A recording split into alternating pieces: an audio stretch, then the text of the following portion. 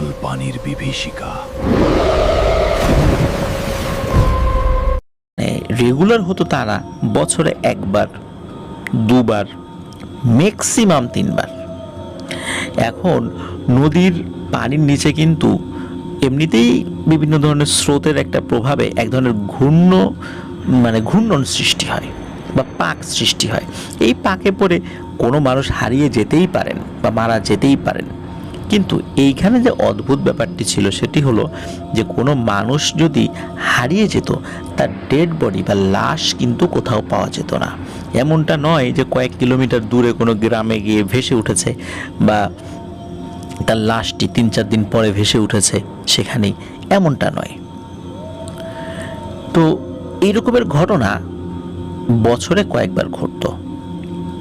তো যেহেতু বছরে কয়েকবার ঘটতো, এই বিষয়টি শুরুর দিকে কিন্তু মানুষ অতটা গুরুত্ব দেয়নি। কিন্তু যখন গুরুত্ব দিল, তখন গ্রামবাসী সিদ্ধান্ত নিল যে এইখানে আর গোসল করা যাবে না, এখানে নিশ্চয়ই কোনো সমস্যা আছে বা এখানে কোনো পানির পাক সৃষ্টি হয় যেটা আমরা জানি না, কেউ ওই পাকের মধ্যে পড়ে যায় আর উঠতে পারে না। তাহলে করণীয় কি? করণীয় হলো ওখান থেকে ঘাট সরিয়ে আরেকটি জায়গায় নিয়ে যাওয়া, সেখান থেকেই আরেকটু সরিয়ে নিয়ে যাওয়া হয় আর কি। এখন সমস্যা দেখা দিল যে ওই ঘাটের কাছাকাছি যাদের বাড়ি, তারা তো ওই দূরের ওই ঘাট ব্যবহার করতে স্বাভাবিকভাবেই অসুবিধা ফেস করতে হবে। তাদের কেউ কেউ ওই ঘাটটা ব্যবহার করত, কিন্তু সিংহভাগ মানুষ নতুন ঘাটটি ব্যবহার করত।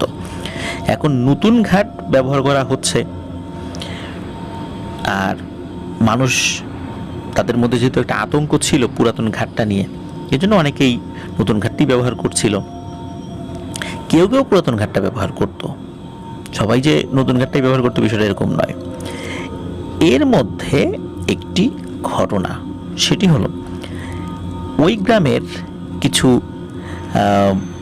কিশোর ছেলে, তারা বিকেলবেলা খেলাধুলা করে গোসল করার জন্য ঘাটে আসে, কিন্তু তারা আসে হচ্ছে পুরাতন ঘাটে, মানে যেখানে ওই ভয়ানক ঘটনাগুলো ঘটত।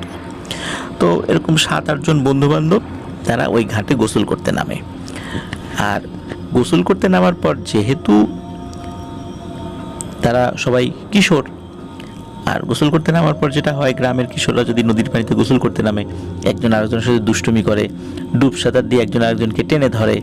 তো এরকম ঘটনা কিন্তু হামেশাই ঘটে। কেউ আবার দেখা যাচ্ছে যে ডুব দিয়ে থাকে, কে কতক্ষণ দম ধরে রাখতে পারে, এরকম ঘটনা কিন্তু আমরা দেখেছি, আমরা নিজেরা ওই ধরনের খেলা খেলেছি। এখন ওদের মধ্যে একজন ছেলে, যার নাম এক্স্যাক্ট সেই নামটি কিনা এটা নিয়ে সন্দেহ রয়েছে, তবে স্মৃতি হাতরে বলেছেন যে এই নামটা এরকমই কোনো একটা হবে, এটা ছদ্মনাম আমরা ইউজ করছি না, ঠিক যেরকম নাম আমরা শুনেছি সেটা ইউজ করছি। তার নাম হচ্ছে সিরাজুল। এই সিরাজুল ছেলেটা, এই ছেলেটি হঠাৎ করে পানির মধ্যে হারিয়ে যায়। শুরুর দিকে বন্ধুবান্ধব মনে করেছে যে হয়তোবা সিরাজুল মজা করছে, এই কারণে তারা শুরুতে গুরুত্ব দেয়নি। কিন্তু বেশ খানিকক্ষণ পর, প্রায় 5 থেকে 10 মিনিট পর, যখন সিরাজুলকে দেখাই যাচ্ছে না, তখন কয়েকজন বলে ওঠে, সিরাজুল কই? তখন ওরা আবার চিন্তা করে ও কি ডুব সাঁতার দিয়ে অন্য কোথাও উঠে গেল কিনা। ওরা কিন্তু দূর থেকে সিরাজুল সিরাজুল বলে ডাকতে থাকে, কিন্তু সিরাজুলের কোনো সারা শব্দ পায় না। ওরা মনে করছে হয়তো ডুব সাঁতার দিয়ে উঠে গেছে, কেউ চিন্তা করেছে হয়তো বা সে আগেই উঠে চলে গেছে, কিন্তু এমনটা কিন্তু হওয়ার কথা নয়। একজন বলেছিল যে সিরাজুলকে সে ডুব দিতে দেখেছে, কিন্তু তারপরে তাকে দেখেনি। সিরাজুল কোথায় গেল? এদিকে সন্ধ্যা ঘনিয়ে আসছে, তারা তাদের সাধ্য অনুযায়ী সিরাজুলকে খোঁজার চেষ্টা করে, কিন্তু পায় না। তারা একটা ভয়ানক কিছুর আঁচ করতে পারে, দ্রুত সেখান থেকে উঠে সিরাজুলদের বাড়িতে যায়। সিরাজুল ছিল তার মা বাবার একমাত্র সন্তান, অন্য কোনো সন্তান তাদের ছিল না।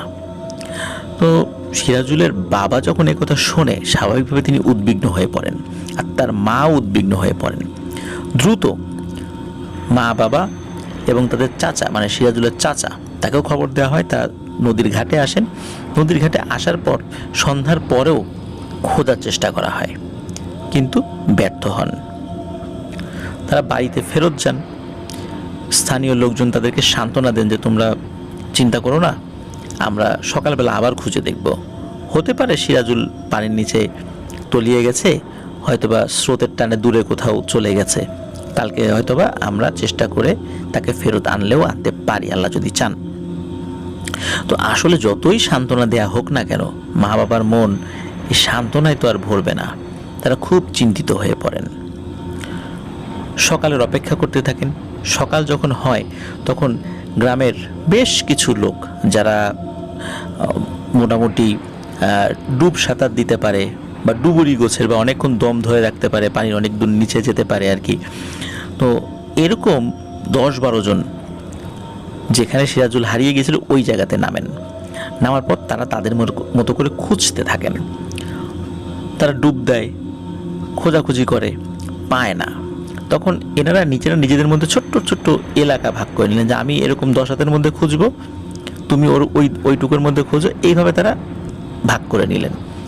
তারা ডুব সাঁতার দিচ্ছিলেন, কিন্তু নদীর পানি তো আসলে ঘোলা ছিল, যার কারণে ডুব সাঁতার দিয়েও কিছু দেখা যেত না। আর তারা ডুব দিয়ে তো খুব বেশি দূর যেতে পারতো না, একটা সীমাবদ্ধতা তো মানুষের থাকেই যে কতটুকু অক্সিজেন ছাড়া যেতে পারবে। এখন তারা তাদের মতো করে খুঁজছে, কিন্তু সিরাজুলকে আর পাওয়া যায় না। অনেক খোঁজাখুঁজি করার পর তারাও ক্লান্ত হয়ে গেছে, সিরাজুলকে পায় না। তখন তারা ব্যর্থ হয়ে সেখান থেকে উঠে আসে এবং তারা সকলে বলে সিরাজুলকে পাওয়া গেল না। হতে পারে যে সিরাজুল ডুবে গেছে, পানির একদম নিচে চলে গেছে, যেখানে আমরা যেতে পারছি না। আর ওই জায়গাটা বেশ গভীর ছিল, ওখানে যদি বড় জালও ফেলা যেত, সেখানে কিন্তু জালটা আসলে তলা পর্যন্ত পৌঁছতে পারতো না, যার কারণে সেখানে জাল ফেলে যে সিরাজুলকে উদ্ধার করা হবে বিষয়টা এটাও বেশ কঠিন একটি ব্যাপার ছিল। তারপরেও তারা সেই চেষ্টাটাও করেছিল, বাট লাভ হয়নি। সকলে ধারণাই করে নেন যে সিরাজুল আর জীবিত নেই, এখন তার লাশ ভেসে ওঠার অপেক্ষা ছাড়া আর কিছুই করার নেই। কিন্তু ইতিহাস বলে এখানে যারা তলিয়ে গেছে তাদের লাশ কখনো ভেসে ওঠেনি। সিরাজুলের পরিবারে শোকের ছায়া নেমে আসে। ওই রাত্রে সিরাজুলের বাবা একটি স্বপ্ন দেখে। সিরাজুলের বাবা স্বপ্নে দেখে যে তিনি মনে হচ্ছেন যে পানির গভীরে আছেন, তার পায়ের নিচে মাটি ঠেকছে, কাদা মাটি, চারদিকে ঘোলা আবছা দেখা যাচ্ছে। এর মধ্যে সিরাজুলের মতো কেউ একজন ওই কাদার মধ্যে শুয়ে আছে, মানে নদীর তলদেশে। এটা নদী কিনা তা উনি বুঝতে পারছিলেন না, কিন্তু পানি এতটুকু বুঝতে পারছিলেন। ঘোলা ঘোলা পানি, চারদিকে অন্ধকারচ্ছন্ন, ওর মধ্যে একটা ছেলে শুয়ে আছে। তার অবয়ব দেখে মনে হচ্ছিল সেটা সিরাজুল। তো উনি দেখতে পান যে ওই অবয়বটি নড়াচড়া করছে, তার মানে জীবিত আছে। উনি এই দৃশ্য দেখার পর ওনার ঘুম ভেঙে যায়, উনি ধর্মর করে উঠে বসেন এবং উঠে বসার পর উনি পাশে তাকিয়ে দেখেন ওনার স্ত্রীও ধর্মর করে উঠে বসেছে। তো উনি চিন্তা করেছেন যে হয়তোবা তার এরকম হঠাৎ করে উঠে বসার কারণে ওনার স্ত্রীর ঘুম ভেঙে গেছে। কিন্তু উনি তাকিয়ে দেখেন ওনার স্ত্রী দরদর করে ঘামছেন। উনি বলেন যে কি হয়েছে? তখন ওনার স্ত্রী বলেন যে আমি তো একটা দুঃস্বপ্ন দেখেছি। তখন সিরাজুলের বাবা বলে আমিও তো একটা দুঃস্বপ্ন দেখেছি। তখন দুজন মিলে যখন আলাপ আলোচনা করেন তখন দেখা গেল যে এই যে সিরাজুলের মা এবং বাবা ওনারা একই স্বপ্ন দেখেছেন। দুজন ব্যক্তি একই সময়ে একই স্বপ্ন দেখা, এটা নিশ্চয়ই কাকতালীয় কোনো ব্যাপার নয়। তো একজন আরেকজনকে সান্ত্বনা দেন যে আসলে আমরা দুজন তো খুব চিন্তা করছি ছেলেকে নিয়ে, হয়তোবা আমরা সত্যি দুঃস্বপ্ন দেখেছি। তো ওই রাতের মতো তারা ঘুমিয়ে পড়েন। পরদিন যখন ছেলের লাশ ভেসে ওঠেনি, ওই রাত্রেও সিরাজুলের মা বাবা একই স্বপ্ন দেখেন। দুজন ঠিক আগের রাত্রের মতোই একই স্বপ্ন দেখে জেগে যান, ধর্মর করে উঠে বসেন এবং নিজেদের মধ্যে আলোচনা করেন যে তারা কি স্বপ্ন দেখেছে। বিষয়টা স্বাভাবিক না। পরের দিন সকালবেলা সিরাজুলের চাচাকে সিরাজুলের বাবা বলেন যে তারা আগের রাত্রেই স্বপ্ন দেখেছে, আজকে রাত্রেও একই স্বপ্ন দেখেছে। তখন সিরাজুলের বাবা এবং চাচা দুজনে মিলে গ্রামের ওই সময় যিনি মাতব্বর ছিলেন তার কাছে যান, তার কাছে এই স্বপ্নের বিষয়টি খুলে বলেন। খুলে বলার পর সিরাজুলের যে পরিণতি, এই বিষয়গুলো শোনার পর ওই মাতব্বর বলেন যে আসলে বিষয়টা স্বাভাবিক বলে আমার কাছে মনে হচ্ছে না, মনে হচ্ছে এটা কোনো প্যারানর্মাল বিষয় বা এটা অতিপ্রাকৃত কোনো বিষয়। এর আগেও যেহেতু এখানে এরকম ঘটনা ঘটেছে, তাদের লাশও পাওয়া যায়নি, কিন্তু কেউ স্বপ্ন দেখেছে এরকম ঘটনা কিন্তু আমরা শুনিনি, তোমরাই বলছো, সুতরাং এটা স্বাভাবিক কোনো ব্যাপার নয়, তোমাদেরকে ভালো একজন হুজুরের কাছে যেতে হবে। এখন ওনারা ওই অবস্থায় ভালো হুজুরের কাছে যে যাবেন, মানসিক অবস্থা তো খুবই তাদের একদম খারাপ, বিপর্যস্ত অবস্থা। সিরাজুল হারানোর প্রায় 3 দিন অতিবাহিত হয়ে গেছে। তখন স্থানীয় এক হুজুরের কাছে তারা যান, মানে পাশের গ্রামে আর কি, তিনিও বেশ ভালো বুজুর্গ একজন মানুষ। তার কাছে তখন সিরাজুলের মা বাবা যান এবং এই বিষয়টা খুলে বলেন, স্বপ্নের বিষয়টা খুলে বলেন। হুজুর বেশ চিন্তিত হয়ে পড়েন এবং বলেন যে আপনারা আগামীকাল আসুন, আমি খোঁজ খবর নিয়ে দেখি আসলে কি ঘটনা ঘটেছে। তখন সিরাজুলের বাবা হুজুরের কথা শুনে চলে আসেন। তার মাও, মানে তার স্ত্রীও ছিল, মানে সিরাজুলের মাও ছিল সাথে, তাকে নিয়ে চলে আসেন। পরের দিন যেতে বলেন। তো পরের দিন উনি যখন মানে যাবেন, ওই রাত্রে কিন্তু একটি ঘটনা ঘটে। সেটি হলো সিরাজুলের বাবা এবং মা একই সময় আরও একটি ভয়ানক স্বপ্ন দেখেন। এবারের স্বপ্নটা আরও অন্যরকম। সেটা হলো সিরাজুলের বাবা, মা বাবা তো আলাদা আলাদা করে স্বপ্ন দেখেছেন, তো সিরাজুলের বাবা স্বপ্ন দেখছেন সেটি হলো যে উনি এমন একটি জায়গায় এসেছেন ঠিক আগের মতোই, চারদিকে মনে হচ্ছে ঘোলা পানি, তবে আগের ঘোলা পানি থেকে মনে হচ্ছে এবারের পানিটা একটু স্পষ্ট, কিন্তু চারদিকে অন্ধকারাচ্ছন্ন একটু বেশি। পানি ঘোলা কম, কিন্তু অন্ধকারাচ্ছন্ন অবস্থা আগের যে স্বপ্নগুলো ছিল তার থেকে একটু বেশি। এবং উনি দেখতে পান সিরাজুলকে স্পষ্টভাবে। দেখে সিরাজুল শুয়ে আছে, সে নিজের শরীরকে নাড়াতে চাড়াতে পারছে না, ওইভাবে উঠে বসতে পারছে না, কিন্তু তার হাত নড়ছে এবং সে বলছে, বাবা আমি মরে গেলাম, আমাকে বাঁচাও, আমি মরে গেলাম, আমাকে বাঁচাও। এর মধ্যে হঠাৎ করে গম্ভীর একটা আওয়াজ ভেসে আসে, রক্ত চাই, রক্ত, আমার রক্ত লাগবে, রক্ত দে, ছেলেকে নিয়ে যা। এই কথা শোনার সাথে সাথে সিরাজুলের বাবার ঘুম ভেঙে যায়, উনি জেগে যান। একই সময় ওনার স্ত্রীও জেগে যান। তিনিও বলেন তিনি এই ভয়ঙ্কর স্বপ্ন দেখেছেন, সিরাজুলকে দেখেছেন। সিরাজুল বলছে, মা আমি মরে যাচ্ছি, আমাকে বাঁচাও। আর একই রকমভাবে ওই একটা গম্ভীর শব্দ, রক্ত চাই, রক্ত, রক্ত দে, সিরাজুলকে নিয়ে যা বা তোর ছেলেকে নিয়ে যা। এই যে এই কথাগুলো ভিন্ন ভিন্ন ব্যক্তি কিন্তু একই সময় স্বপ্নে এটা দেখলেন। পরের দিন সকালবেলা তো হুজুরের কাছে যাওয়ার কথা। হুজুরের কাছে গিয়ে শুরুতেই এই বিষয়টি বলেন, তারা এইরকম স্বপ্ন দেখেছেন। আর হুজুরের কাছে যখন গিয়েছেন, হুজুরেরও মুখ খুব ভার। হুজুর কাঁদো কাঁদো ভাবে বলেন যে ভাই, আসলে আমার খুব ইচ্ছা ছিল আপনাদেরকে উপকার করার, কিন্তু আমার যেই অনুগত জিনেরা কোনো খবরই আনতে পারেনি। আসলে সে কোথায় গেছে, কি হয়েছে, সে জীবিত আছে না মৃত, কে তাকে নিয়ে গেছে, আমার জিনেরা কোনো খোঁজ খবর আনতে পুরোপুরি ব্যর্থ হয়েছে। আমি তাদেরকে বকাঝকা করেছি যদিও, কিন্তু পুরোপুরি তারা ব্যর্থ হয়েছে। শুধু এতটুকু বলেছে তার সাথে ভয়ানক কিছু হয়েছে, এর বাইরে তারা কোনো তথ্য দিতে পারেনি।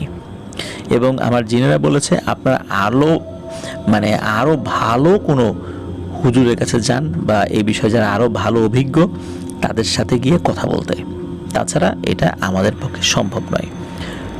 তো হুজুরের কাছে এই কথা শোনার পর স্বাভাবিকভাবেই মনের মধ্যে আরও ভালো হুজুর, আরও ভালো তান্ত্রিক বা কবিরাজ, তাদের কাছে যাওয়ার ইচ্ছা তাদের মনের মধ্যে জেগে ওঠে।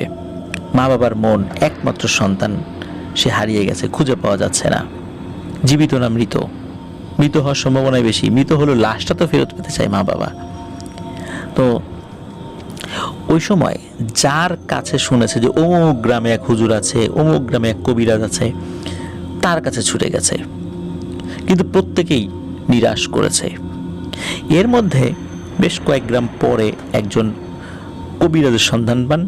তিনি নাকি এই টাইপের অনেকগুলো সমাধান করেছেন। তো তার কাছে যখন তারা যান, কয়েক গ্রাম পরে সব কথা শোনার পর ওই কবিরাজ বলেন যে আপনারা চলে যান, আগামীকাল আসেন, আমি দেখি এই বিষয়ে কতটুকু কি করতে পারি। তো কয়েক গ্রাম পরে তো ওনারা স্বাভাবিকভাবে বাড়িতে চলে আসেন। ওই রাত্রে আর কোনো স্বপ্ন দেখেননি। তো পরের দিন আবার সিরাজুলের মা বাবা সেই কবিরাজের কাছে যান। তো কবিরাজ সিরাজুলের মা বাবাকে দেখেই মানে ওনার চেহারা মানে খুব ভয়ানক হয়ে ওঠে, বলতে ভয়ে আর কি। বলে যে আপনার ছেলের কি হয়েছে সেটা আমি বলতে পারবো না, এতটুকু বলতে পারবো খুব ভয়ানক কিছু হয়েছে, এবং এই কাজটি যেই করতে যাক না কেন তার মৃত্যু অনিবার্য। আমাদের মতো ছোটোখাটো কোনো কবিরাজের দ্বারা এই কাজ হবে না।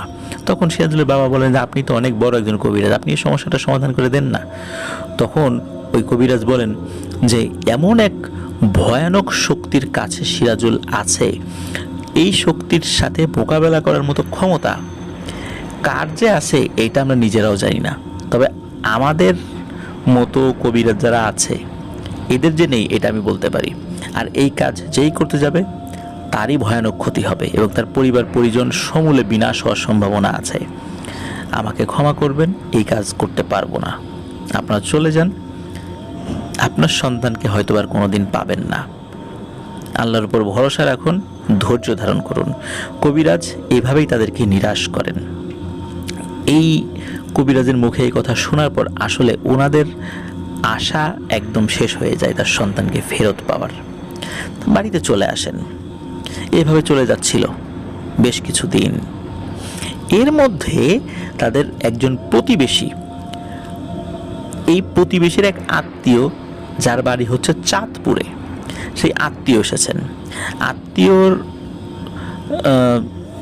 যিনি এসেছেন আর কি, যে ওই যে পরিবারে, সেই পরিবারের মুখে এই সিরাজুলের হারিয়ে যাওয়ার ঘটনাটা সেই আত্মীয় শোনেন।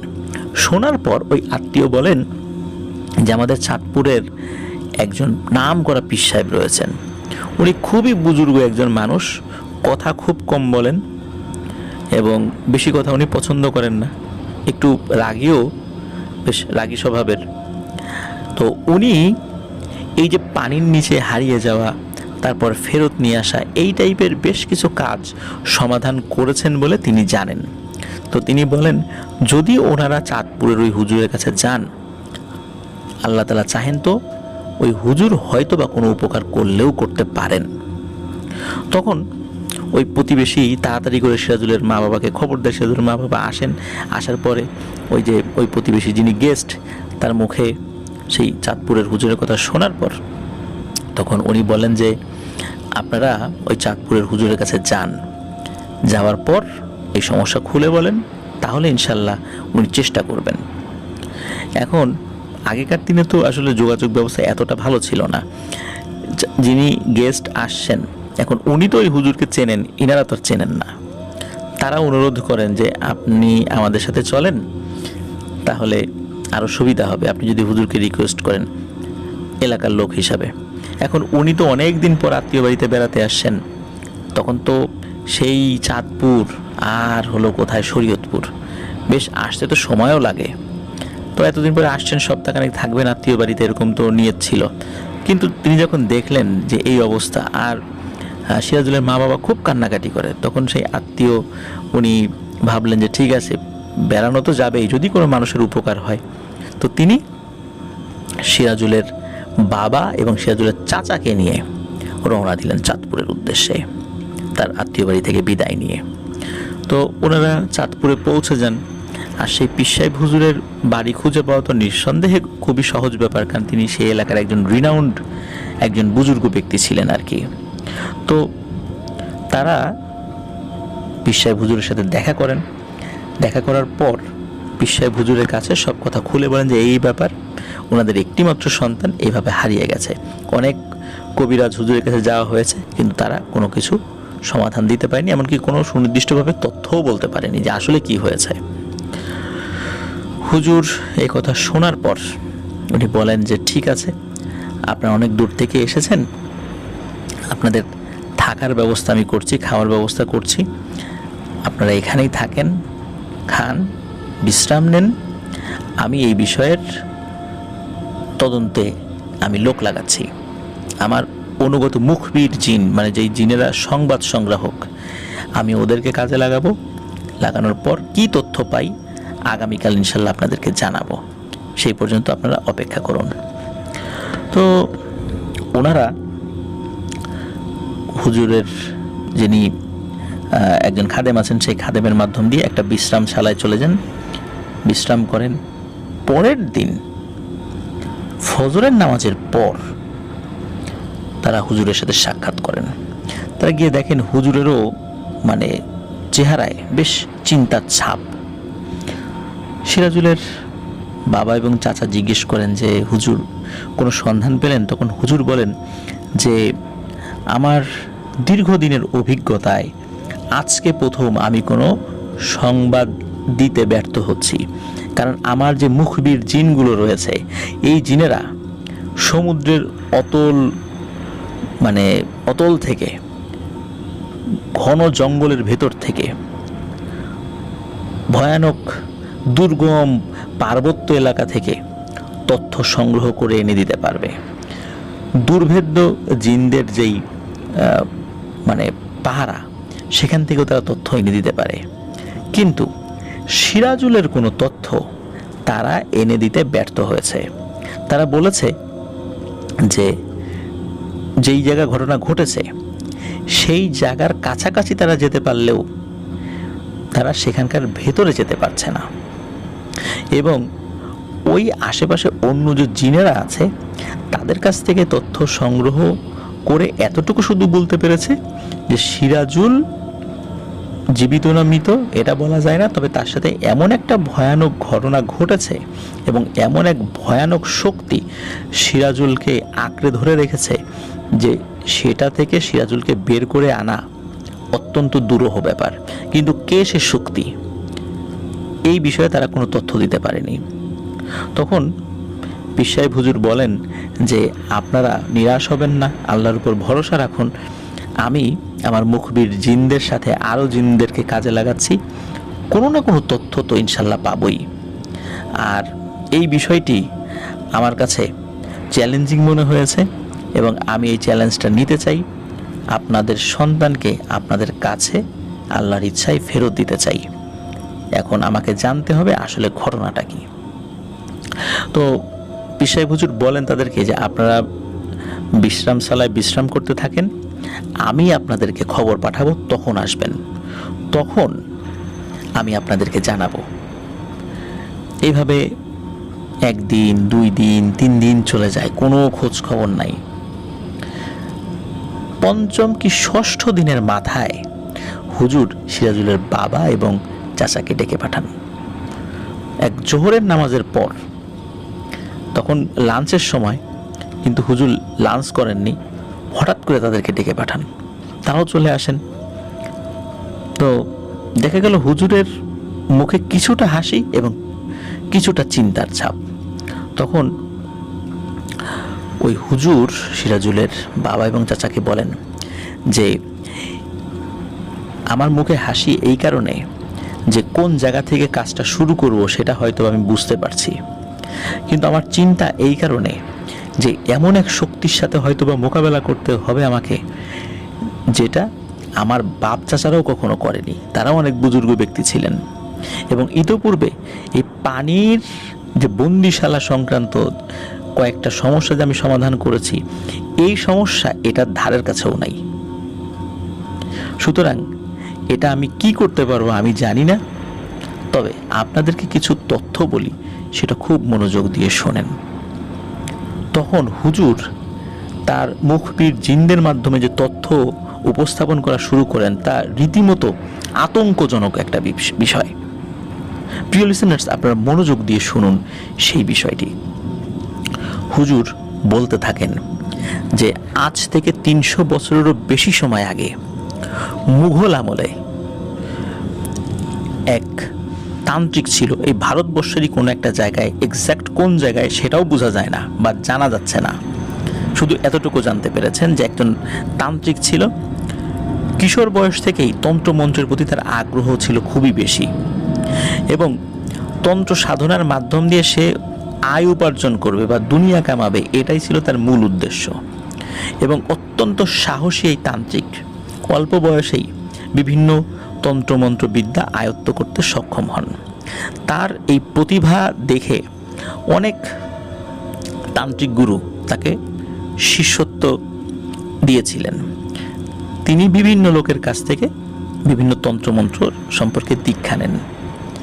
তো এই ইচ্ছাটা, যে তন্ত্রমন্ত্র শেখার যে ইচ্ছাটা, এটা তার মধ্যে ছিল অত্যন্ত প্রবল এবং আল্লাহ তাআলা তার মধ্যে এমন একটা ইচ্ছা শক্তি এবং একটা ক্ষমতা তার মধ্যে দিয়ে রেখেছিলেন, খুব অল্প সময়ের মধ্যেই এই তন্ত্রমন্ত্র তিনি আয়ত্ত করতে পারতেন। একজনের কাছ থেকে শিখে আরেকজনের কাছে যেতেন, যদি কখনো খবর পেতেন যে ওই জায়গায় আরেকজন ভালো তান্ত্রিক আছে যিনি আরও ভালো জানেন, এবং তিনি যখন কোনো গুরুর কাছে যেতেন, গুরু প্রথমে শিষ্যর একটা পরীক্ষা নিতেন যে আসলে তাকে শিষ্যত্ব দেওয়া যায় কিনা। প্রত্যেকটা বার সেই তান্ত্রিক পরীক্ষায় পাশ করেছে এবং তার কাছে শিষ্যত্ব গ্রহণ করেছে। তার কাছ থেকে শিখে আবার এইভাবে আরও লোকের কাছে যান, সেখানে শেখে। তো এইভাবে শিখতে শিখতে উনি একজন তান্ত্রিকের, খুব বয়স্ক একজন তান্ত্রিক আর কি, তার কাছ থেকেও শেখেন। আর এই শেখার মাধ্যম দিয়ে ওনার কিন্তু একটা আগ্রহ জন্মে যায়, সেটা হলো যে উনি পিশাচ শ্রেণীর জিনকে বশীভূত করে অসাধ্যকে সাধন করার যে ইচ্ছা, এটা তার মধ্যে চেপে বসে এবং এই ইচ্ছাটা তিনি আস্তে আস্তে বাস্তবায়ন করতে থাকেন। সেটা হলো যে উনি এই বিদ্যাগুলো অর্জন করে পিশাচ শ্রেণীর জিনদেরকে বশীভূত করে তার গোলাম বানিয়ে রাখা শুরু করেন। এখন জিনদের মধ্যে, বিশেষ করে পিশাচ শ্রেণীর জিনদের মধ্যে কিন্তু বিভিন্ন ধরনের বা বিভিন্ন ক্ষমতা সম্পন্ন পিশাচ শ্রেণীর জিন রয়েছে। খুব নিম্ন স্তরের রয়েছে, মিডিয়াম স্তরের রয়েছে, উঁচু স্তরের রয়েছে। তো উঁচু স্তরে আসলে ওনার যাওয়ার খুব ইচ্ছা ছিল, যে উঁচু স্তরের তন্ত্র সাধনা করে খুবই উচ্চ পর্যায়ের কোনো পিশাচ জিনকে বশীভূত করবেন। তিনি যখন এই বিষয়ে প্রবল আগ্রহ প্রকাশ করেন, তখন তার ওই অবস্থার যে শেষ তান্ত্রিক গুরু ছিলেন, তিনি বলেন যে আমার জানা মতে তিব্বতের একটা জায়গার নাম বলেন, সে জায়গার নামটা আসলে পীর সাহেব হুজুর বলতে পারেননি, বা বললেও সেটা আসলে আমাদের কাছে হাতে এসে পৌঁছায়নি সে তথ্যটা আর কি। তো তিব্বতের একটা জায়গায় এক তান্ত্রিকের সন্ধান দেন। তিনি বলেন সে তান্ত্রিকের বয়স 100 বছরেরও বেশি। উনি একজন সাধক, তার কোনো পরিবার নাই, বিয়ে শাদী করেন নাই। তুমি তার কাছে যাও, তিনি হচ্ছেন একজন পিশাচ সিদ্ধ তান্ত্রিক। তো তুমি তার কাছে যাও, তার কাছ থেকে যদি দীক্ষা লাভ করতে পারো, আমার মনে হয় যে তুমি তোমার কাঙ্ক্ষিত লক্ষ্যে পৌঁছাতে পারবে। তো উনি সত্যি তিব্বতের উদ্দেশ্যে যাত্রা শুরু করেন এবং সেই জায়গাতে পৌঁছেও যান।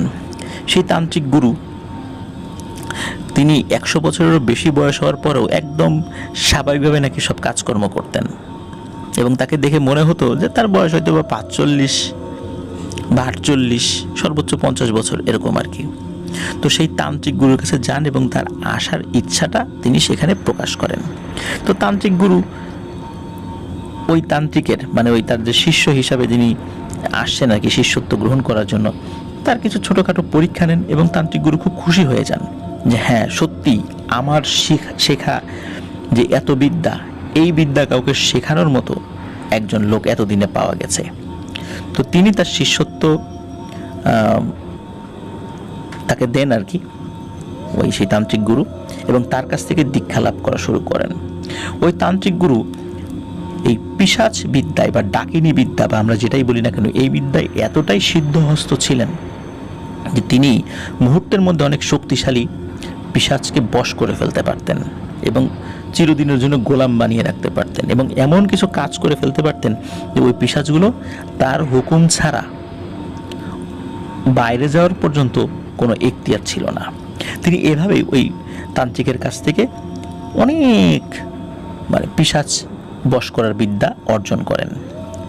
একটা পর্যায়ে তান্ত্রিক গুরু বলেন যে আমার জানা যতটুকু বিদ্যা ছিল সেটা তোমাকে শিখিয়ে দিয়েছি, এখন আমার কাছে তোমার শিখবার আর কিছু নেই, তুমি চলে যাও, তুমি এইটার উপরেই কাজ করবা, আশা করছি কোনো ধরনের কোনো শক্তিশালী পিশাচ তোমার কাছে এসে পাত্তা পাবে না। তো ইতোমধ্যে কিন্তু ওই তান্ত্রিক হাজার হাজার পিশাচকে কিন্তু বশীভূত করেছিলেন, যেগুলো তার হুকুম শুনতে বাধ্য ছিল। কিন্তু তার মধ্যে একটা নেশা ছিল যে আরও শক্তিশালী পিশাচ তাকে বশীভূত করা, এটা তার একটা নেশা হয়ে গিয়েছিল। তো উনি ওইখান থেকে বিদায় নেন। বিদায় নিয়ে হেঁটে হেঁটে উনি ওনার এলাকা যে এক্স্যাক্ট কোনটা ছিল এটাও কিন্তু বলা যায় না, তবে বলা হয় এটা ওই সময়ের বঙ্গপ্রদেশের বা বেঙ্গল প্রেসিডেন্সির কোনো একটা জায়গা হলেও হতে পারে। হ্যাঁ, এই এতটুকু শুধু জানা যায়। তো উনি যখন ওখান থেকে তিব্বত থেকে রওনা দেন, উনি যে এলাকায় আসতেন সে এলাকায় আসার পরে উনি ওনার ক্ষমতা প্রদর্শন করতেন, কারণ উনি কিন্তু আসলে দুনিয়াকে কামাই করার জন্য এই বিদ্যাটা শিখেছিলেন।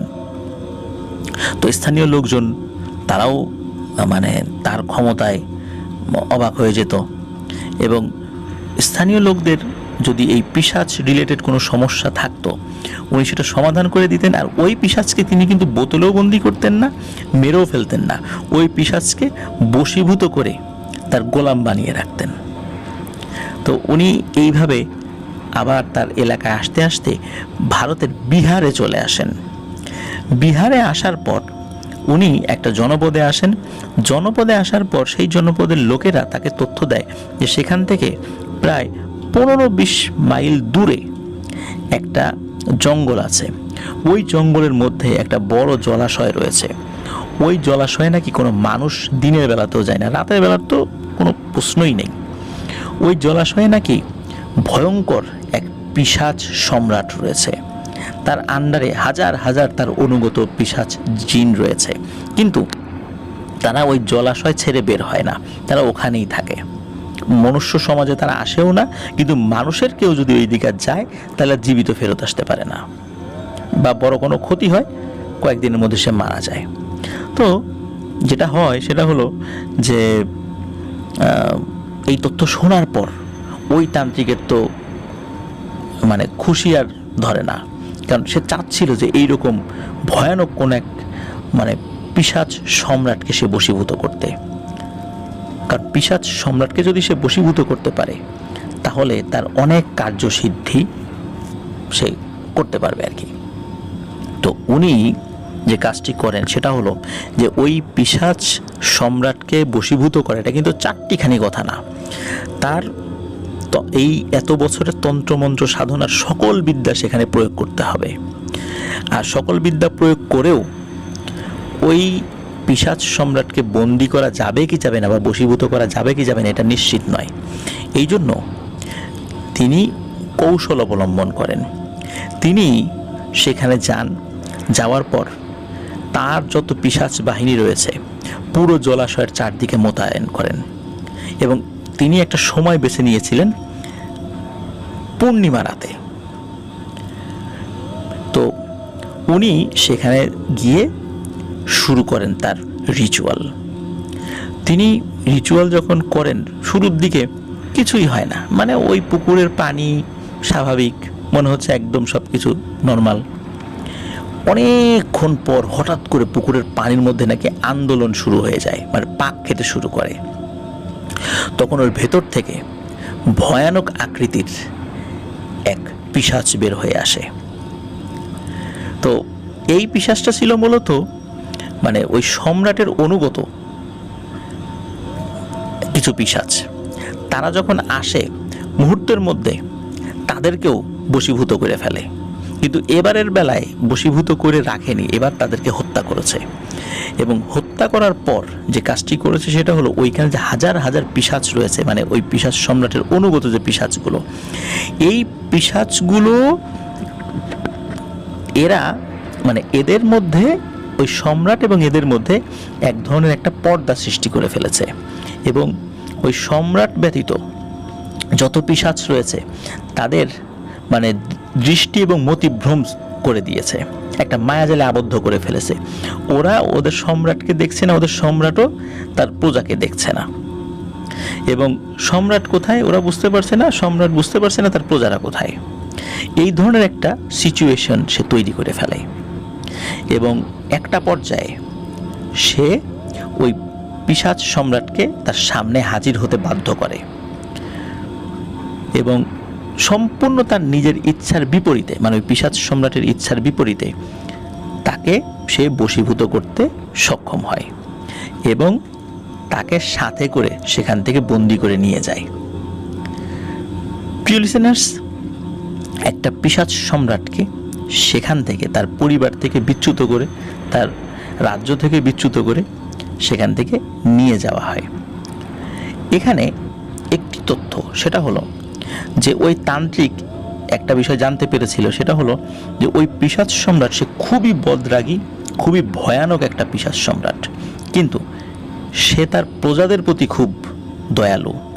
তার প্রজারা তার সাথে কথা বলতে সাহস পেত না সহজে, কিন্তু সে যদি শুনতো তার কোনো পিশাচ প্রজাকে কেউ আটকে রেখেছে, সে সাথে সাথে সেখানে গিয়ে একদম ম্যাসাকার করে সব কিছু ডিস্ট্রয় করে তার ওই প্রজাকে ছাড়িয়ে নিয়ে চলে আসতো। এই জন্য তার প্রজারা তার জন্য জীবন দিতে প্রস্তুত ছিল। এখন এই হাজার হাজার পিশাচ যারা তাদের সম্রাটের জন্য জীবন দিতে প্রস্তুত, এদের মোকাবেলা করা কিন্তু চারটিখানি কথা না। এই জন্যই এমন একটা মায়াজাল সৃষ্টি করে, যার ফলে সম্রাট এবং তার প্রজাদের মধ্যে এক ধরনের মায়াবী পর্দা পড়ে যায় এবং অনেক কলা কৌশল অবলম্বন করে ওই পিশাচ সম্রাটকে বশীভূত করে, তার ইচ্ছার বিরুদ্ধে বশীভূত করে তাকে সাথে নিয়ে আসে এবং তিনি চিন্তা করেন আর অন্য কোথাও এই বিদ্যা প্রয়োগ করব না, সোজা আমার এলাকায় চলে যাব। তো তিনি তার এলাকায় চলেও আসেন। দীর্ঘদিন পর তার পরিবারের সাথে তার দেখা হয়। সে সেখানে একটা আখড়া খুলে বসেন, এই তন্ত্রমন্ত্রের একটা আখড়া, মানুষ সেখানে সমাধানের জন্য আসে। ছোটোখাটো সমস্যার সমাধানগুলো নর্মাল পিশাচ দিয়ে তিনি করে ফেলতেন, আর বড় বড় সমস্যার সমাধানগুলো তিনি ওই যে পিশাচ সম্রাট তাকে ছেড়ে দিতেন।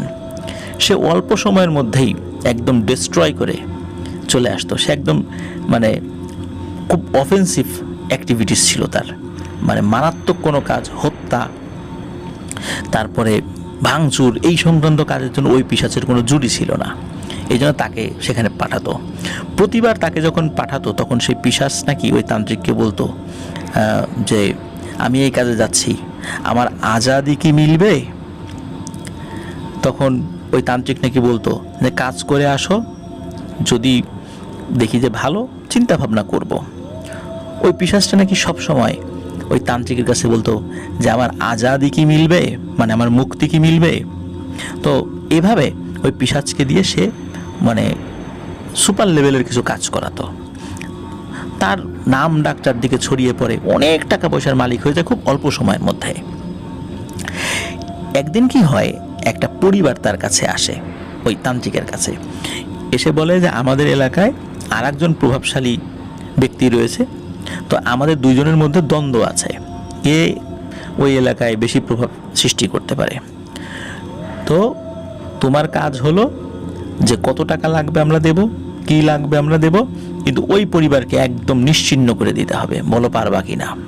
তখন তান্ত্রিক চিন্তা করে যে আমার হাতে যে পিশাচ সম্রাট আছে, একে পাঠাই দিলে তো ও একদম শেষ করে দিয়ে চলে আসবে। তখন ওই তান্ত্রিক বলে যে হ্যাঁ, এটা কোনো ব্যাপার না, এটা সম্ভব। তখন ওই লোকরা বলে যে যাদের বিরুদ্ধে আমরা আসছি এখানে, এরাও কিন্তু বিভিন্ন কবিরাজের কাছে যায়, তান্ত্রিকের কাছে যায়, ওরাও কিন্তু টুকটাক অনেক প্রতিরক্ষামূলক ব্যবস্থা নিয়ে রাখে, তো তুমি পারবা তো? তখন ওই তান্ত্রিক বলে হ্যাঁ পারবো, কারণ আমার কাছে যে জিনিস আছে সেটা অন্য কারো কাছে নাই। তো ওই যেই পিশাচ সম্রাট, সেই পিশাচ সম্রাটকে এই দায়িত্বটা দেওয়া হয় ওই পরিবারকে নিশ্চিহ্ন করে দেওয়ার জন্য। তো পিশাচ সম্রাট বলে হ্যাঁ এটা করব, তো একটা পরিবারকে নিশ্চিহ্ন করে দিব, তো আমার আজাদি কি মিলবে? তখন ওই তান্ত্রিক বলে তুমি যদি এই কাজটি করতে পারো তাহলে আমি তোমাকে আজাদ করে দিব, তুমি তোমার পরিবারের কাছে চলে যাবা। তখন পিশাচ সম্রাট বলে যে হ্যাঁ ঠিক আছে, তাহলে আমি যাব, এইবারের কাজটাই তোমার সাথে আমার শেষ কাজ হবে, আমি আমার পরিবারের সাথে আবার দেখা করব, আমি আমার প্রজাদের কাছে ফিরে যাব, এবং এটা করার জন্য আমি আমার সর্বোচ্চ শক্তি সেখানে প্রয়োগ করব। তো সেই পিশাচ সম্রাট চলে যায় সেই বাড়িতে যেখানে ঠিকানা দেয়া হয়। সেখানে গিয়ে তো শুরু হয়ে যায় তার তাণ্ডব। ঘর বাড়ি ভেঙে ফেলতেছে, গাছপালা ভেঙে ফেলছে, মনে হচ্ছে বিশাল তুফান। আর তার যে কণ্ঠ বজ্র কণ্ঠের মতো, মানে হুঙ্কার দিচ্ছে মানে বাইরে থেকে। তো ওই পরিবারের একজন আছে, সেও একটু তান্ত্রিক গোছের, সে চিন্তা করছে ওই কোনো নর্মাল কোনো পিশাচ টিশাচ আসছে হয়তো বা, যাই বাইরে গিয়ে এটাকে শায়েস্তা করে আসি। সে বাইরে যাওয়ার পর ওরে বাবা বলে একটা চিৎকার দিছে, তারপরে তার কোনো সারা শব্দ নেই। তো অনেকক্ষণ পর যখন সব কিছু শান্ত হয়ে গেছে, তখন ওই বাড়ির লোকজন দরজা খুলে বাইরে গিয়ে দেখে কি যে এমন ভয়ানক কিছু দেখেছে। আসলে সে ওই অবস্থাতেই সে ওই ভয়ানক জিনিস দেখেই ওখানে মারা গেছে, মানে তার চেহারায় ভয়ের ছাপ। তো গাছপালা ভেঙে ফেলছে, কিছু ঘর বাড়ি ভেঙে ফেলছে, মানে বিশাল এলাকা নিয়ে তাদের অনেক ঘর বাড়ি ছিল আর কি, খুব প্রভাবশালী ব্যক্তি ছিল। তো প্রথম রাতে এই ঘটনা ঘটে, এবং ওই পিশাচ বলেছিল যে ওই পরিবারকে একদিনে শেষ করা যাবে না, 4-5 দিন সময় লাগবে, 4-5 দিনের মধ্যে ওই পরিবার একদম নিশ্চিহ্ন হয়ে যাবে এবং ওদের ঘর বাড়ি নিশ্চিহ্ন হয়ে যাবে। তো পরের রাতে আবারও তো আসবে, তাই না, ওই পিশাচটা। তো এবার কি হয়, ওই পরিবারের লোকজন তারা একজন সিদ্ধ পুরুষের কাছে যান। তিনি অত্যন্ত ধার্মিক ছিলেন, উনি হিন্দু ধর্মাবলম্বী, অত্যন্ত ধার্মিক, মানে তার ধর্মের একজন খুব পরহেজগার ব্যক্তি আর কি। এবং উনি ছিলেন সন্ন্যাসী গোছের একজন মানুষ, এবং সবসময় মানুষের উপকার করতেন। তার বয়স 70 কি 75-এর মতো হতে পারে, এরকম একটা আইডিয়া পাওয়া গিয়েছিল আর কি। তো ওনার কাছে যখন গিয়ে বলা হয় যে আগের রাতে এই ধরনের ঘটনা ঘটেছে, তখন উনি বুঝতে পারেন যে এখানে সাধারণ কোনো পিশাচ আসেনি, এখানে সত্যি সত্যি ভয়ানক কোনো পিশাচ এসেছে। আর উনি যেটা করেন সেটা হলো যে তাদেরকে বলেন যে আজকে রাত্রে আমি তোমাদের বাড়িতে যাব, কিন্তু শুরুতেই তোমাদের বাড়িতে অবস্থান করব না, আমি না বলা পর্যন্ত পৃথিবী ধ্বংস হয়ে গেলেও কেউ বাড়ির থেকে বের হবা না, আমি যখন বলবো সবাই বাড়ির থেকে বের হবা, তখন তোমাদের সাথে কথা হবে, এখন যাও, চলে যাও। তো সকলে চলে আসে, আর রাত্রের একটা নির্দিষ্ট সময় আবার শুরু হয়ে যায় দ্বিতীয় দিনের মতো তাণ্ডব শুরু হয়ে গেছে। তখন সকলের কাছে মনে হচ্ছিল এবার তাণ্ডবটা একটু বেশিই হচ্ছে, মনে হচ্ছে এখনই ঘর বাড়ি ভেঙে পড়ে যাবে তাদের গায়ের উপরে, এমন একটা অবস্থা। বেশ খানিকক্ষণ এরকম তাণ্ডব চলার পর একটা সময় সব কিছু শান্ত হয়ে যায়, এবং শান্ত হওয়ার পর বাইরের থেকে সেই সিদ্ধ পুরুষের আওয়াজ আসে যে এখন তোমরা বাড়ির থেকে বের হও, কোনো সমস্যা নেই। তো বাড়ির সদস্যরা ঘর থেকে বের হয়, তখন তো রাতের বেলায় বের হয়ে দেখে যে ওনার হাতে একটা পিতলের কলস চকচক করছে, এবং সেটার মুখ খুব শক্ত কিছু দিয়ে আটকে রাখা। তখন ওই সিদ্ধ পুরুষ তাদেরকে বলেন যে এই পিশাচকে আমি এই কলসের মধ্যে আটকে ফেলেছি, এখন আমার অনুগত যেই জিনেরা রয়েছে এদেরকে দিয়ে এই কলসটার আমি একটা বন্দোবস্ত করব, আপনাদের আর কোনো চিন্তা নাই, এই বাড়ির ক্ষতি আর কেউ করতে পারবে না। তো এর বিনিময়ে ওই যিনি এসেছিলেন আর কি, তাকে অনেক টাকা পয়সা দিতে চান, কিন্তু তিনি বলেন যে আমি কোনো টাকা পয়সা নেই না, মানুষের উপকার করাই আমার কাজ। তো উনি ওখান থেকে চলে যান ওই বাড়ি থেকে। তো উনি যে কাজটি করেছিলেন যে তার অনুগত জিনদেরকে দিয়ে ওই যে কলসটা, এই কলসটা কোনো একটা নদীতে, ওই সময় ওই বঙ্গের কোনো একটা নদীতে সেটি ফেলে দিয়েছিলেন। তো কলসের মধ্যে তো ফাঁকা ছিল, তারপরেও কিন্তু ওই কলসটা পানির নিচে ডুবে যায়। পানির নিচে ডুবে যাওয়ার পর উনি চিন্তা করেছিলেন যে পানির নিচে ডুবে গেলে ওই নদীর পানির তলদেশে যখন যাবে উপরে পলিমাটি পড়বে, আস্তে আস্তে নদীর একদম গভীরে ওই জিনিসটা দাফন হয়ে যাবে, যেটা মানুষের হাতের নাগালে কখনোই থাকবে না। উনি এই চিন্তা করেছিলেন। কিন্তু নদীর তলদেশে যে স্রোত থাকে, হয়তোবা সেই স্রোতের কারণে কোনো না কোনোভাবে ভাসতে ভাসতে ভাসতে ভাসতে দীর্ঘ সময়, এরকম প্রায় 300 বছর পার হয়ে গেছে, 300 বছরও বেশি সময় পার হয়ে গেছে, ওইটা কোনোভাবে ভাসতে ভাসতে এই যে শরীয়তপুরের এই জয়ন্তী নদীর এখানে চলে আসছে। ঘটনা যেটা ঘটে সেটা হলো, জেলেরা মাছ ধরবার সময় কোনো কারণে একটা কলস পান এবং এই কলসটা তারা খুলে ফেলে। খুলে ফেলার পর ওই পিশাচটা সেখান থেকে মুক্তি লাভ করে। আর জেলেরা মনে করেছিল হয়তো এর মধ্যে কোনো গুপ্তধন রয়েছে, এবং গুপ্তধন মনে করে তারা যখন খুলেছে দেখে ভিতরে কিছুই নেই। কিন্তু কি ভয়ানক জিনিসকে তারা যে মুক্ত করে দিয়েছে তারা তো সেটা বুঝতে পারেনি। আর ওই জিনিসটা মুক্তি পেয়ে কিন্তু ওই জেলেদেরকে কোনো ক্ষতিও করেনি। এখন পীর সাহেব হুজুর কিন্তু আরও একটা তথ্য দেন, সেটা হলো তিনি বলেন যে ওই যে যিনি তান্ত্রিক, এই তান্ত্রিক ওই পিশাচ সম্রাটকে পাঠিয়েছিলেন, তিনি কিছু পিশাচকে পাঠিয়েছিলেন ওই কলসকে রক্ষা করার জন্য, বা কলসের মুখ যদি তারা খুলতে পারে যাতে পিশাচকে মুক্ত করতে পারে। কিন্তু ওই যিনি সিদ্ধ পুরুষ, তিনি তার অনুগত জিনদেরকে দিয়ে ওই কলসটা পানিতে ফেলতে বা নদীতে ফেলার জন্য পাঠিয়েছিলেন। ওই পিশাচগুলো তারা ওই জিনদের ধারে কাছেও যেতে পারেনি, কারণ ওই জিনগুলো আবার ভালো জিন ছিল, যার কারণে ধারে কাছে যেতে পারেনি। আর যখন পানির নিচে ডুবিয়ে দেওয়া হয়েছিল তারপরেও নাকি তারা চেষ্টা করেছিল ওই পিশাচকে বের করে নিয়ে আসার জন্য। কিন্তু যখন কোনো একটা জিনকে কোনো একটা কয়েদখানায় আবদ্ধ করে ফেলে কোনো বোতল বা এরকম কলসে, তখন কোনো জিনের পক্ষে নাকি সেটা খোলা সম্ভব হয় না, সেটা যত শক্তিশালী জিন হোক না কেন। এই জন্য তারা সেটা করতে ব্যর্থ হয়। এরপরে ওই তান্ত্রিকের কি হয়েছে আর কোনো তথ্য জানা যায় না, ওটা ওখানেই শেষ হয়ে যায়। তার বয়স হয়েছে, স্বাভাবিকভাবে মারা গিয়েছিল হয়তোবা, কিন্তু ওই তান্ত্রিকের কোনো তথ্য আর কখনো পাওয়া যায়নি। আর যখন ওই মাঝিরা বা জেলেরা ওই কলসের মুখ খুলে ফেলে, তখন থেকেই ওই জয়ন্তী নদীর ওই ঘাটে ওই পিশাচটি আশ্রয় নেয়। দীর্ঘ সময় কলসের মধ্যে আটকে থাকার কারণে তার শক্তি অনেকটা কমে এসেছিল। এই জন্য মাঝে মাঝে তার মানুষের রক্তের প্রয়োজন হতো।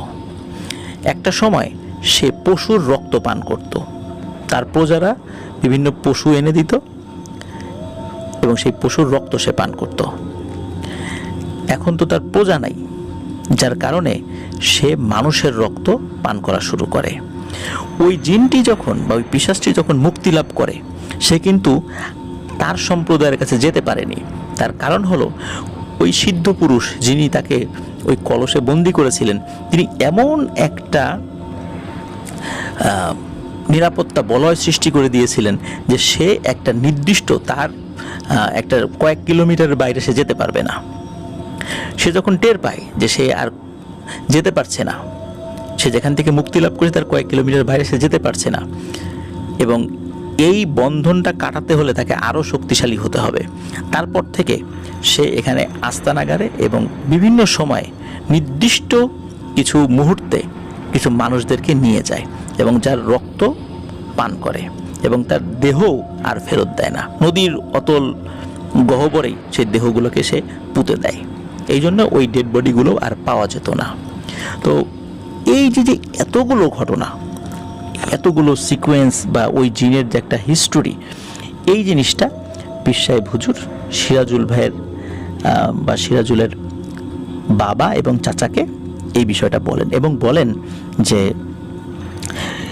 এটা খুবই দুরূহ একটা কাজ যে সিরাজুলকে উদ্ধার করা, কিন্তু যেহেতু এমন ভয়ানক এক পিশাচ এখানে এসে আস্তানা গেড়েছে, একে যদি শায়েস্তা না করা যায় তাহলে আরও বহু লোকের প্রাণ নাশ হবে।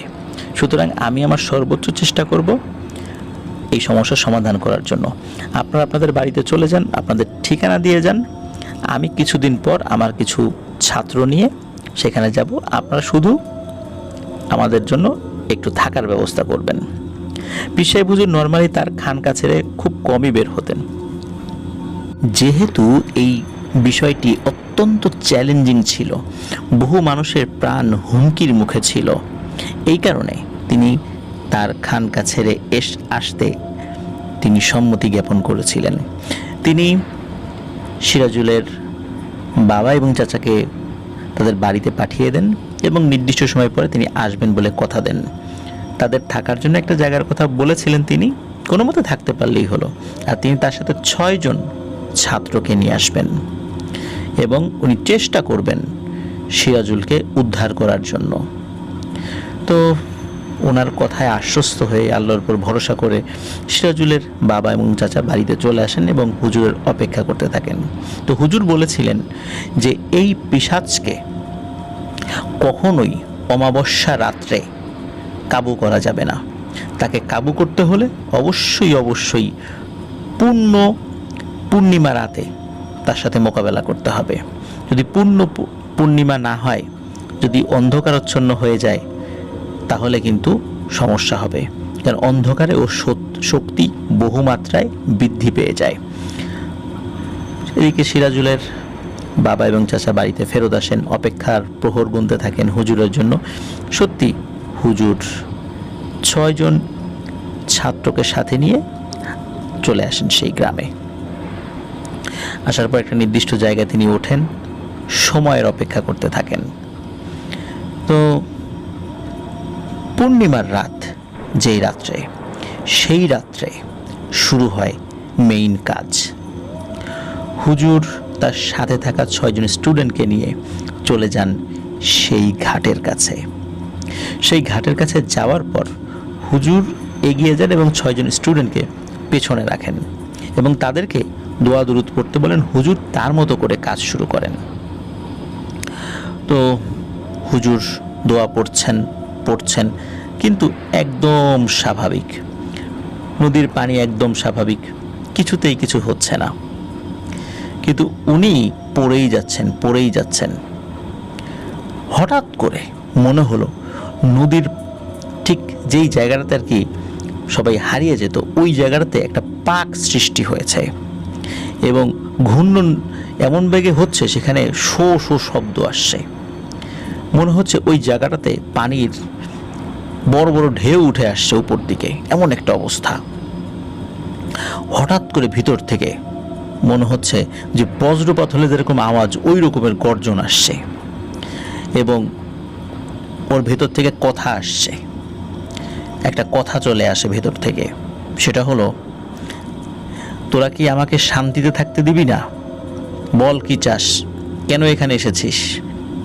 তখন হুজুর বলে, সিরাজুলকে ফেরত দে।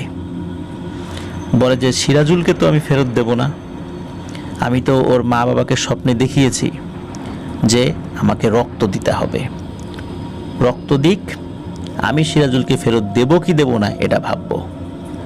তখন হুজুর বলেন, রক্ত কিভাবে দেবে? বলে যে 2টো কালো ষাঁড় জীবিত অবস্থায় এই পানিতে ছেড়ে দিতে হবে, জবাই করে না বা বলি দিয়ে না, জীবিত অবস্থায় পানিতে ছেড়ে দিতে হবে, তখন আমি ভাববো সিরাজুলকে দেব কি দেব না। তখন হুজুর বলে যে 2টো ষাঁড় দিলে কি তুই সিরাজুলকে ফেরত দিবি? তখন সে আবারও বলে যে ফেরত দেব কি দেব না এটা নির্ভর করবে তোদের কাজকর্মের উপরে, এখনই আমি কিছু বলবো না, আগে নিয়ে আয়, তারপর আমি ভেবে দেখব। এই পিশাচের এই আওয়াজ শুনে হুজুরের মনে একটা খটকা লাগে যে আসলে কি সিরাজুলকে ফেরত দেবে, নাকি সে কোনো কূটকৌশলের আশ্রয় নিচ্ছে। কারণ বহু বছর ধরে নিজের সম্প্রদায় থেকে বিচ্যুত থাকার তার ভেতরের যে কষ্টটা, এই কষ্ট লাঘব করার জন্য এবং তার সম্প্রদায়ের কাছে ফিরে যাওয়ার জন্য সে হেন কোনো কাজ নাই যে করবে না। সুতরাং হুজুরকেও মানে পীর সাহেবকেও অত্যন্ত সচেতনতার সাথে কাজটি করতে হবে। তখন বলে যে ঠিক আছে, আগামীকাল এই সময়ে আমি আসব এবং এসে তোর 2টো ষাঁড় তোকে আমি দেব, কিন্তু সিরাজুলকে ফেরত দিতে হবে। তো এই কথার কোনো উত্তর হয় না। তারপর আস্তে আস্তে এই ঘূর্ণনটাও থেমে যায়, আবার পানি স্বাভাবিক হয়ে যায়। হুজুর ছাত্রদেরকে নিয়ে চলে যান। তো রাত্রে কি হয়েছে সেটা সিরাজুলের বাবা, চাচা এবং গ্রামের গণ্যমান্য ব্যক্তিদেরকে হুজুর খুলে বলেন। বলার পর খুব দ্রুততার সাথেই দুটি সার ম্যানেজ হয়ে যায়, কিন্তু বাদ সাধে হচ্ছে সিরাজুলের বাবা এবং চাচা। তারা বলে যে আজকে আমরা সাথে যাব। বিশেষ করে সিরাজুলের বাবা, তিনি বলেন যে আমার সন্তান, তাকে আমি দেখব না, তার কি হয় আমি একটু দেখব না, আমাকে নেন।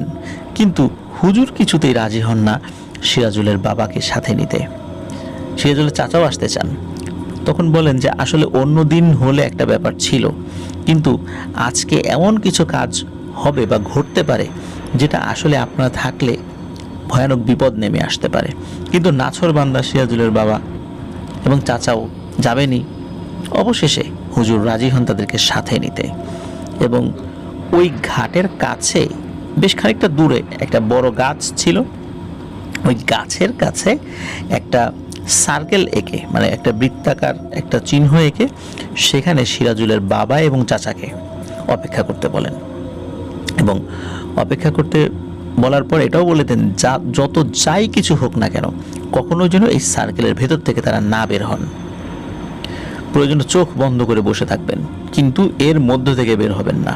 কেউ আপনাদেরকে ইনশাল্লাহ কোনো ক্ষতি করতে পারবে না, কিন্তু খবরদার এখান থেকে বের হবেন না। বারবার সতর্ক করে দেন এবং তারা তার কথা রক্ষা করবেন বলে প্রতিশ্রুতি দেন। এদিকে হুজুর কিন্তু একটা কৌশলের আশ্রয় নিয়েছিলেন, কিন্তু কি কৌশল এটা আমরা আসছি সামনে আলোচনায়। হুজুর কি করেছেন, তার 4 জন স্টুডেন্টকে একটি বড় কলস হাতে ধরিয়ে দিয়েছেন। বেশ মানে বড় একটা পিতলের কলস। এই কলসটা 4 জন স্টুডেন্টের কাছে দিয়েছেন। এই 4 জন মিলে সেটা উঁচু করতে হয়েছে, বেশ মানে বড় এবং এত ভারী আর কি। আর 2 জন স্টুডেন্ট ওরা কি করেছে, দুটো ষাঁড় গরুর চোখ বেঁধে এনেছে। চোখ বাঁধার পেছনে কারণ রয়েছে। কারণ হলো, হঠাৎ করে ষাঁড় গরু যদি দেখে যে সামনে ভয়ানক কোনো জিনিস, তাহলে ওরা ছুটে পালাতে পারে। এই জন্য তাদের চোখ বেঁধে আনা হয়েছে। চোখ বেঁধে খুব ভালোভাবেই ওই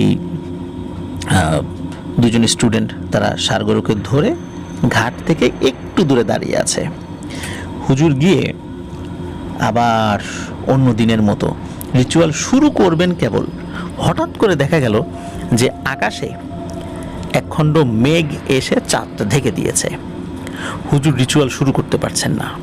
কারণ হলো, চাঁদ মেঘে ঢাকা পড়ে যাওয়ার কারণে কিন্তু চারদিকে কিছুটা অন্ধকারাচ্ছন্ন হয়ে যায়।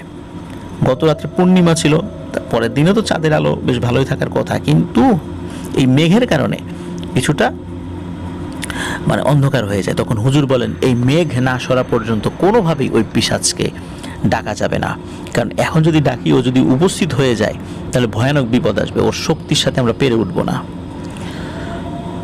হুজুর অপেক্ষা করতে থাকেন। অনেকক্ষণ পর মনে হচ্ছে যে মেঘ সরে যাবে ভাব, কিন্তু আবার মেঘ চলে আসে। এরকম চলছে। এদিকে কি হয়েছে যে হুজুরের দোয়া পড়ার আগেই হঠাৎ করে পানির মধ্যে পাক শুরু হয়ে গেছে, জলোচ্ছ্বাসের মতো সৃষ্টি হচ্ছে। হুজুর তো ভয় পেয়ে যান যে সর্বনাশ, এখনো আকাশে চাঁদ পরিপূর্ণভাবে ওঠেনি, মেঘে ঢেকে আছে। এখন যদি পিশাচটি উপস্থিত হয় তাহলে ওর মোকাবেলা করা অনেক কঠিন হয়ে যাবে। উনি আল্লাহ করছিলেন যে আল্লাহ তাড়াতাড়ি এই মেঘ খণ্ড সরিয়ে দাও চাঁদের উপর থেকে। কিন্তু ওদিকে যেটা হয়েছে যে ওই পাক শুরু হয়েছে, কিন্তু ওই পিশাচটি তখনও মানে ভেসে ওঠেনি। তো এরকম বেশ খানিকক্ষণ হচ্ছে। হুজুর খালি অপেক্ষা মানে চিন্তা করছেন যে আল্লাহ তাড়াতাড়ি এটা সরিয়ে দেয়। এখন যদি পিশাচটা চলে আসে এখানে তাহলে কি না জানি কি অবস্থা হবে। তখন সত্যি সকলে দেখে যে নিচ থেকে কিছু একটা আস্তে আস্তে আস্তে আস্তে ভেসে উঠছে। একটা বিশাল আকৃতির মাথা সেটা ভেসে উঠছে, এবং ভেসে উঠতে উঠতে উঠতে উঠতে কোমর পর্যন্ত ভেসে উঠেছে। এবং মনে হচ্ছে বিশাল এক পর্বত ওই নদীর ওইখান থেকে জেগে উঠেছে। কি ভয়ানক তার দেহ! যতটুকু চাঁদের আলো ছিল, মেঘে ঢাকা অবস্থায় এমনিতেও তো কিছুটা আলো থাকে, স্পষ্ট বোঝা যাচ্ছিল এই জিনিসটার শরীর অনেকটা কুমিরের যে স্কিন যেরকম হয় অনেকটা তেমন। চোখ দুটি নীলাকার, নীল চোখ, এবং তার মধ্য থেকে টর্চ লাইটের মতো আলো বের হচ্ছে। তার মুখমণ্ডল এতটা ভয়ঙ্কর যে মুখের বিভিন্ন জায়গায় অবিন্যস্তভাবে চোখা চোখা দাঁত।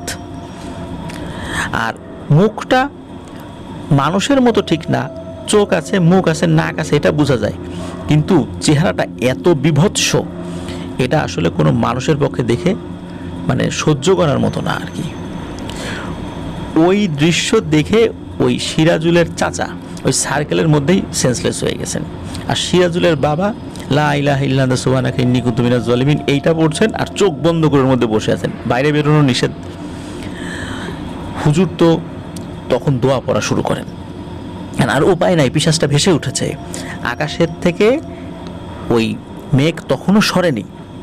হুজুর দোয়া পড়ছেন, তখন ওই পিশাচটা গর্জন করতে থাকে এবং গর্জন করতে করতে বলে, এই ষাঁড় দুটা নিচে নামাই দে। তখন হুজুর সাহস করে বলেন যে আগে সিরাজুলকে ফেরত দে। বলে না, আগে ষাঁড় দুটা নামা। তখন হুজুর বুঝতে পারেন যে ওই জিনিসটি যখন ওই ষাঁড়কে কাছে পাবে তখন ওর শক্তি আরও বৃদ্ধি পাবে, তা না হলে ও কিন্তু আরও এগিয়ে এসে থাবা দিয়েও দুটো ষাঁড় নিয়ে নিতে পারতো, কিন্তু কেন নিতে পারছে না? হুজুরের মনের মধ্যে একটা সন্দেহ জাগে এবং সাহসও সৃষ্টি হয়। তখন হুজুর বারবার বলতে থাকেন যে না, সিরাজুলকে আগে দিবি, তারপর ষাঁড় পাবি। কিন্তু ওই পিশাচ তার কথায় অনড়, আগে ষাঁড় দিতে হবে, তারপর সিরাজুল। এভাবে কথা চলতে থাকে। আর হুজুর এক পর্যায়ে কথা বন্ধ করে দিয়ে জোরে জোরে দোয়া পড়তে থাকে। এই দোয়া পড়ার একটা পর্যায়ে আল্লাহর অশেষ রহমতে ওই মেঘ চাঁদের উপর থেকে সরে গিয়ে একদম পূর্ণ জ্যোৎস্নার আলোর মতো বের হয়ে যায়। আর তখন দেখা যায় ওই পিশাচটা আগে যেভাবে মুভমেন্ট করছিল এরকম মুভমেন্ট করতে পারছে না। তখন হুজুর দোয়া পড়তে থাকেন, আর ওদিকে কি হয় যে চারজন স্টুডেন্ট যেই কলসি তারা ধরে রেখেছিল, ওই কলসিটা কাঁপতে থাকে, প্রচণ্ড রকমের ভাইব্রেশন হতে থাকে সেখানে। তারা ওটা ধরে রাখতে পারছিল, মনে হচ্ছে এখনই ছুটে নদীর মধ্যে চলে যাবে। হুজুর দোয়া পড়ার একটা পর্যায়ে ওদেরকে বলে রাখেন বা বলে দেন যে শক্ত করে ওটা ধরে রাখো, কোনোভাবেই যেন ছুটে না যায়, আর জোরে জোরে দোয়া পড়তে থাকো। এটা যদি ছুটে যায়, নদীর মধ্যে চলে যায়, আমরা এখানে সবাই মারা যাব, কেউ বাঁচতে পারবে না, একটা লোকও এখানে বাঁচতে পারবে না, সুতরাং খুব শক্ত করে ধরে রাখো। হুজুর দোয়া পড়তে থাকেন। ওদিকে ওই পিশাচটি মানে প্রচণ্ড হুঙ্কার করতে থাকে। সে এত জোরে হুঙ্কার করছিল মনে হচ্ছে যে মানে বজ্রপাত প্রতি ক্ষণে ক্ষণে হচ্ছে।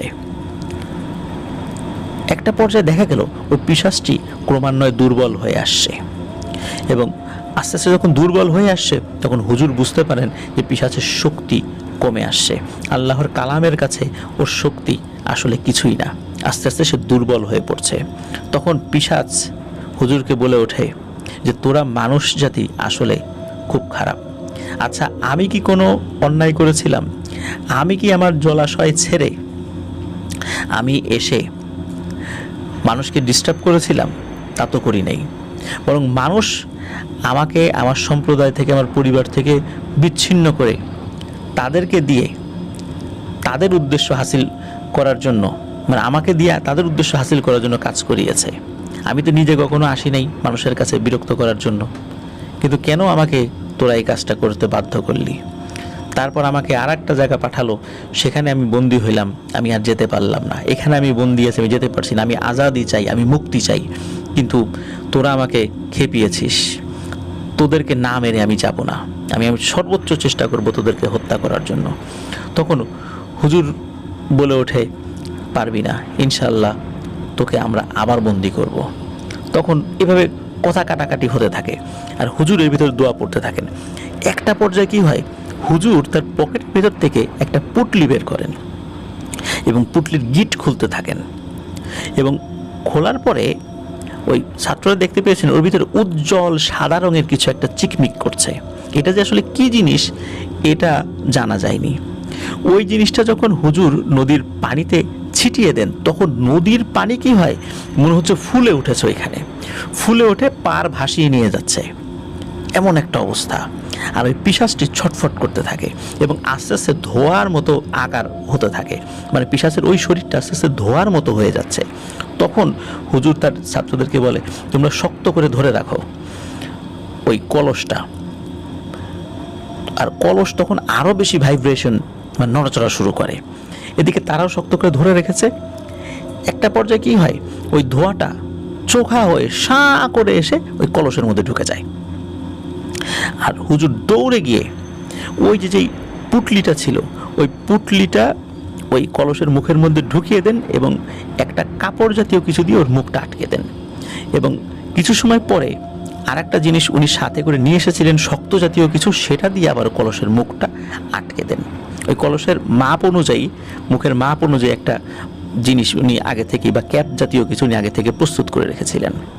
তো ওটা যখন ওর উপর লাগিয়ে দেন তখন উনি আলহামদুলিল্লাহ বলে শুকরিয়া আদায় করেন আল্লাহর কাছে যে আর কোনো ভয় নাই, পিশাচটি বন্দী হয়ে গেছে। ওই সময় ওই চারজন ছাত্রকে বলেন, তোমরা দ্রুত চারদিকে খেয়াল করো বা যাও খুঁজে দেখো সিরাজুলকে কোথাও না কোথাও পাওয়া যাবে, কারণ পিশাচটি যেহেতু বন্দী হয়ে গেছে সিরাজুলকে আটকে রাখার ক্ষমতা ওর শেষ হয়ে গেছে। সিরাজুল কোথাও না কোথাও এখানে আশেপাশে অবশ্যই আছে, কারণ ওইখানকার পানি ফুলে উঠেছে, ওর নিচ থেকে সিরাজুল ভেসে অবশ্যই উঠেছে। তখন ওই চারজন স্টুডেন্ট এবং ওই যে ষাঁড় গরু ধরে রেখেছিল ওই দুইজনও আশেপাশে খুঁজতে থাকে। ওদিকে সিরাজুলের বাবা, ওদিকে ওনার সিরাজুলের চাচা তো সেন্সলেস হয়ে আছে, সিরাজুলের বাবা সে আবার এগিয়ে আসে, ওই বৃত্ত থেকে বের হয়ে যায়। তো এখন পিশাচ বন্দী হয়ে গেছে, সবাই মিলে খুঁজতে থাকে। খুঁজতে খুঁজতে একটা জায়গায় এসে একটা মানুষের অবয়ব তারা দেখতে পায়। দেখে যে কাদার মধ্যে, ওই যে পানি তো উপচে পড়েছিল যেন এদিকে কাদা হয়ে গেছে, কাদার মধ্যে উপর হয়ে মানুষের মতো কিছু একটা পড়ে আছে, কিন্তু তার শরীরে কোনো জামা কাপড় ছিল না। তারা দৌড়ে যায়, গিয়ে দেখে যে কাদার মধ্যে উপর হয়ে একটা মানুষ পড়েছে, কিন্তু সমস্ত শরীরে পিচ্ছিল জাতীয় পদার্থ এবং খুব দুর্গন্ধ শরীরে।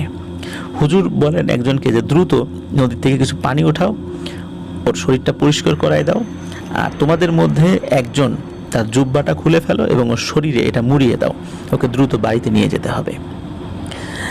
তো সিরাজুলকে ওখান থেকে উদ্ধার করে বাড়িতে নিয়ে যাওয়া হয়। রাতের বেলায় চারদিকে খবর উঠে যায় যে সিরাজুলকে পাওয়া গেছে, এতদিন পর পানির ভেতর থেকে সিরাজুলকে পাওয়া গেছে।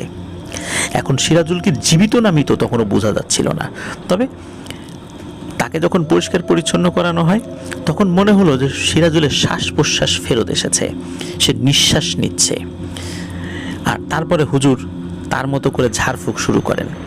মাঝে মাঝে কি হয় যে সিরাজুলের হাতের আঙ্গুলগুলো কেঁপে ওঠে, শরীরটা একটু কেঁপে ওঠে, আর সিরাজুলকে ফেরত পেয়ে তার মা মানে খুশিতে কান্না করে ওঠে। আশেপাশের লোকজনও মানে তারা খুশিতে কান্না করে দেয় যে সিরাজুলকে পাওয়া গেছে, এমন একটা অলৌকিক ঘটনা ঘটে গেছে। হুজুর দোয়া পড়ছেন, এদিকে সিরাজুল মাঝে মাঝে নড়ে ওঠে আবার নিস্তেজ হয়ে যায়।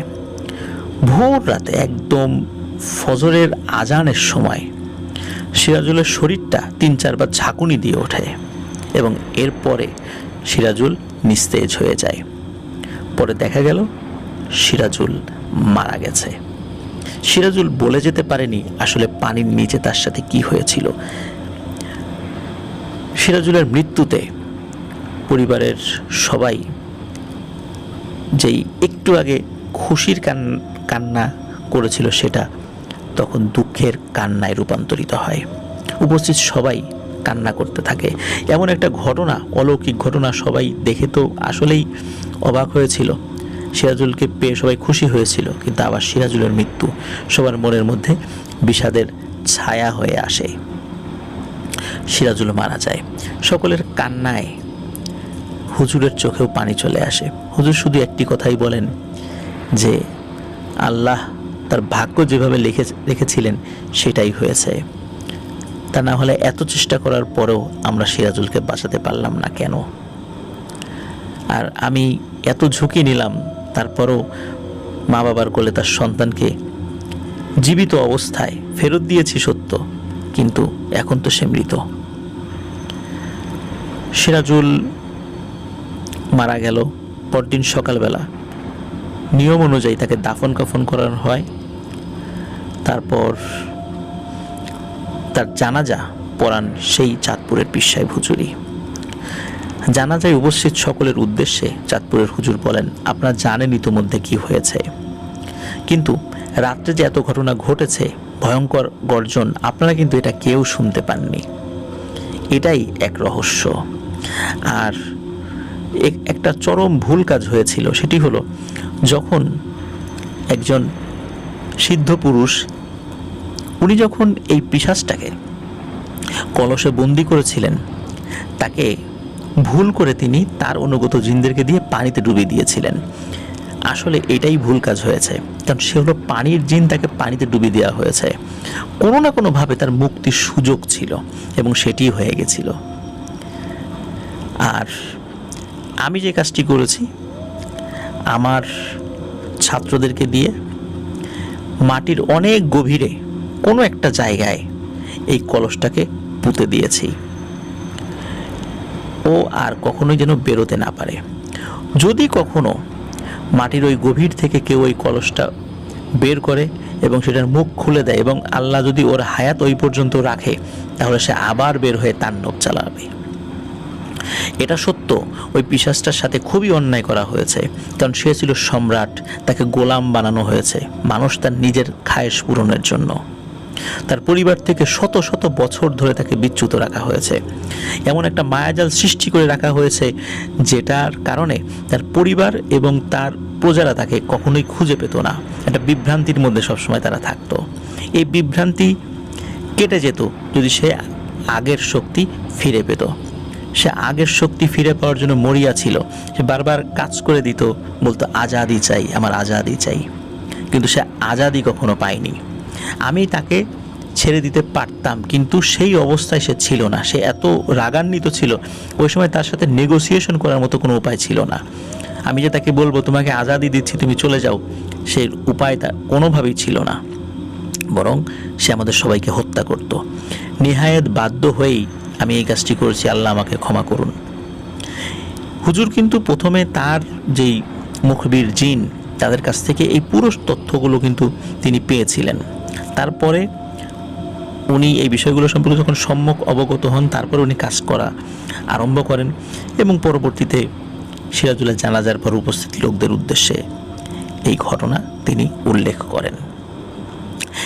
এইভাবেই এই ঘটনার সমাপ্তি ঘটে। প্রিয় লিসেনার্স, এখানে একটি কথা, এত পুঙ্খানুপুঙ্খ বিবরণ কিভাবে আসলো?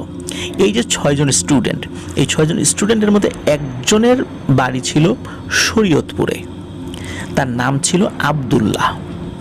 এই আব্দুল্লাহ ওই হুজুরেরই ছাত্র ছিলেন এবং শিষ্য ছিলেন, যার কারণে ওই আব্দুল্লাহ হুজুরকে রাজি করিয়েছিলেন যেন এখানে তিনি আসেন।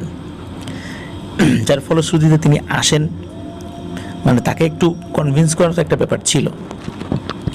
উনি তো এসেছিলেন, কিন্তু কাজ যতটুকু আল্লাহর ইচ্ছা ছিল ততটুকুই হয়েছে। এই আব্দুল্লাহ ছিল হচ্ছে মাহিদের খালুর বাবার বন্ধু।